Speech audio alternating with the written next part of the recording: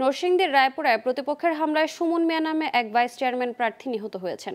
বুধবার বিকেলে দুর্গম চরাঞ্চল পাড়াতলীতে এ ঘটনা ঘটে। প্রত্যক্ষদর্শীরা জানান, ২৯ মে তৃতীয় ধাপের নির্বাচনী প্রচারণার অংশ নিতে পাড়াতলী যান ভাইস চেয়ারম্যান প্রার্থী সুমন ও তার সমর্থকরা।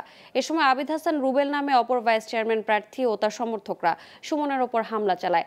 এতে প্রতিপক্ষের গুলি ও পিটুনিতে সুমন সহ দুপক্ষের কমপক্ষে ৫ জন আহত হয়। সুমনকে গুরুতর আহত অবস্থায় উদ্ধার করে রায়পুরা উপজেলা স্বাস্থ্য কমপ্লেক্সে নিয়ে গেলে চিকিৎসক তাকে মৃত ঘোষণা করেন।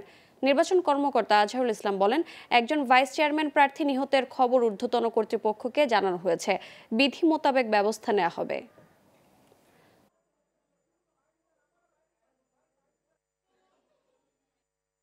গুলি করছে জুয়েল চেয়ারম্যান রুবেলের অঙ্গ সংগঠন লইয়া এলোপাতারি গুলি বায়ান গায়ে গুলি লাগিয়ে গেছে গা আমার না উঠাই করে আসবো ভাই আপনি বাঁচেন আমার দুইটা বলাবার নইব আমি তো গুলি গায়ে আলাইছি আপনি আমার বিচারটা করবেন।